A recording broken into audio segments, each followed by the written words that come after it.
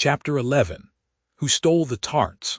The King and Queen of Hearts were seated on their throne when they arrived, with a great crowd assembled about them, all sorts of little birds and beasts, as well as the whole pack of cards. The knave was standing before them in chains, with a soldier on each side to guard him, and near the king was the white rabbit, with a trumpet in one hand and a scroll of parchment in the other. In the very middle of the court was a table with a large dish of tarts upon it. They looked so good that it made Alice quite hungry to look at them. I wish they'd get the trial done, she thought, and hand round the refreshments. But there seemed to be no chance of this, so she began looking at everything about her to pass away the time. Alice had never been in a court of justice before, but she had read about them in books, and she was quite pleased to find that she knew the name of nearly everything there. "That's the judge," she said to herself, because of his great wig. The judge, by the way, was the king, and as he wore his crown over the wig, look at the frontispiece if you want to see how he did it. He did not look at all comfortable, and it was certainly not becoming. And that's the jury box, thought Alice, and those 12 creatures. She was obliged to say creatures, you see, because some of them were animals and some were birds.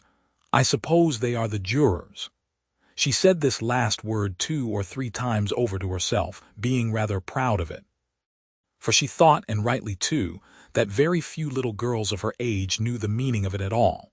However, jurymen would have done just as well. The 12 jurors were all writing very busily on slates. "What are they doing?" Alice whispered to the Griffon. "They can't have anything to put down yet, before the trial's begun." "They're putting down their names," the Griffon whispered in reply, for fear they should forget them before the end of the trial.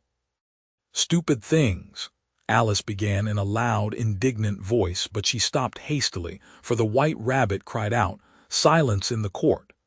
And the king put on his spectacles and looked anxiously round to make out who was talking. Alice could see, as well as if she were looking over their shoulders, that all the jurors were writing down stupid things on their slates, and she could even make out that one of them didn't know how to spell stupid, and that he had to ask his neighbor to tell him. "A nice muddle their slates'll be in before the trial over," thought Alice. One of the jurors had a pencil that squeaked. This, of course, Alice could not stand, and she went round the court and got behind him, and very soon found an opportunity of taking it away. She did it so quickly that the poor little juror, it was Bill, the lizard, could not make out at all what had become of it.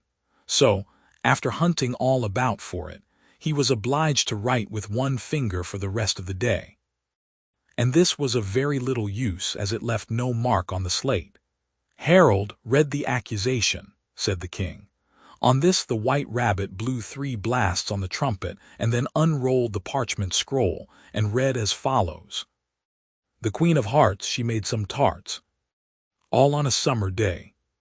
The Knave of Hearts, he stole those tarts, and took them quite away." "Consider your verdict," the king said to the jury. "Not yet, not yet," the rabbit hastily interrupted. "There's a great deal to come before that." "Call the first witness," said the king, and the white rabbit blew 3 blasts on the trumpet and called out, "First witness." The first witness was the Hatter.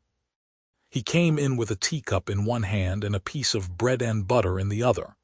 "I beg pardon, your majesty," he began, "for bringing these in, but I hadn't quite finished my tea when I was sent for."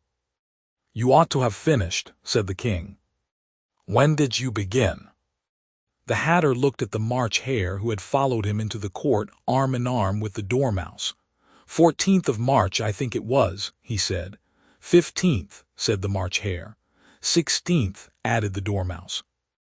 "Write that down," the king said to the jury, and the jury eagerly wrote down all 3 dates on their slates, and then added them up and reduced the answer to shillings and pence.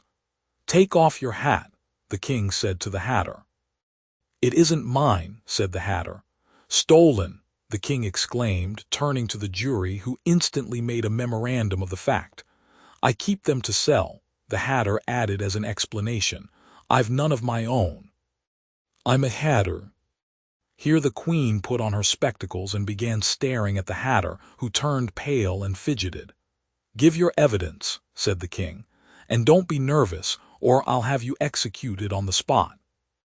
This did not seem to encourage the witness at all. He kept shifting from one foot to the other, looking uneasily at the queen, and in his confusion he bit a large piece out of his teacup instead of the bread and butter. Just at this moment, Alice felt a very curious sensation, which puzzled her a good deal until she made out what it was. She was beginning to grow larger again, and she thought at first she would get up and leave the court. But on second thoughts, she decided to remain where she was as long as there was room for her. "I wish you wouldn't squeeze so," said the Dormouse, who was sitting next to her. "I can hardly breathe." "I can't help it," said Alice very meekly. "I'm growing." "You've no right to grow here," said the Dormouse. "Don't talk nonsense," said Alice more boldly. "You know you're growing too." "Yes, but I grow at a reasonable pace," said the Dormouse. "Not in that ridiculous fashion." And he got up very sulkily and crossed over to the other side of the court. All this time the queen had never left off staring at the hatter, and just as the Dormouse crossed the court, she said to one of the officers of the court, "Bring me the list of the singers in the last concert," on which the wretched hatter trembled so that he shook both his shoes off. "Give your evidence," the king repeated angrily, "or I'll have you executed whether you're nervous or not." "I'm a poor man, your majesty," the hatter began in a trembling voice, "and I hadn't begun my tea not above a week or so, and what with the bread and butter getting so thin, and the twinkling of the tea—" "The twinkling of the what?" said the king.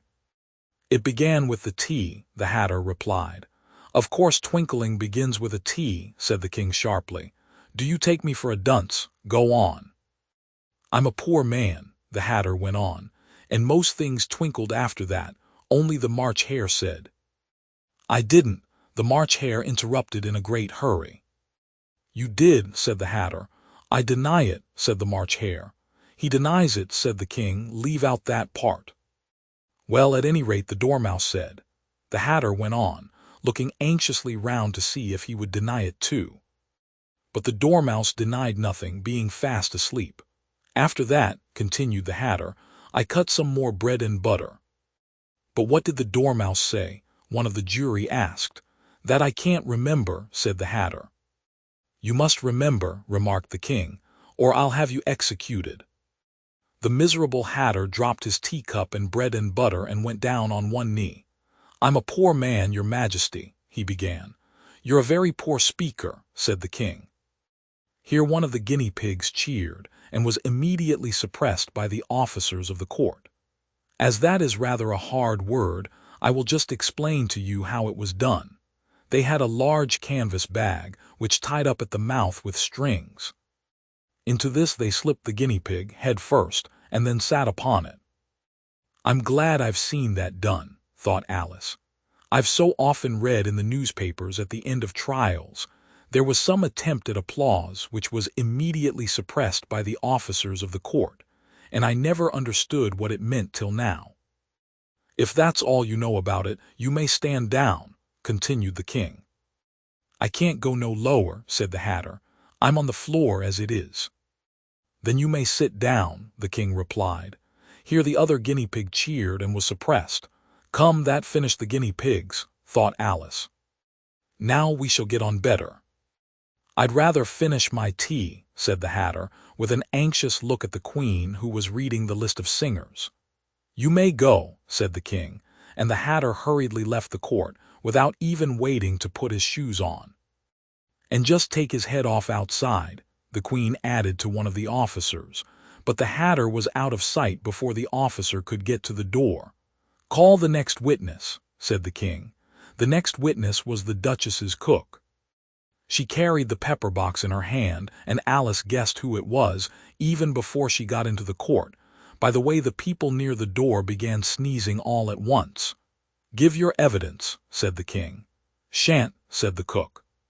The king looked anxiously at the white rabbit, who said in a low voice, Your Majesty must cross-examine this witness."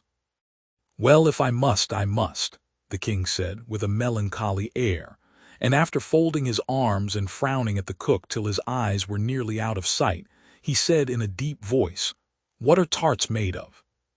"Pepper mostly," said the cook. "Treacle," said a sleepy voice behind her. "Collar that dormouse," the queen shrieked out. "Behead that dormouse, turn that dormouse out of court, suppress him, pinch him, off with his whiskers." For some minutes the whole court was in confusion, getting the dormouse turned out, and by the time they had settled down again, the cook had disappeared. "Never mind," said the king with an air of great relief. "Call the next witness." And he added in an undertone to the queen, "Really, my dear, you must cross-examine the next witness. It quite makes my forehead ache." Alice watched the White Rabbit as he fumbled over the list, feeling very curious to see what the next witness would be like. "For they haven't got much evidence yet," she said to herself. Imagine her surprise when the White Rabbit read out at the top of his shrill little voice the name Alice.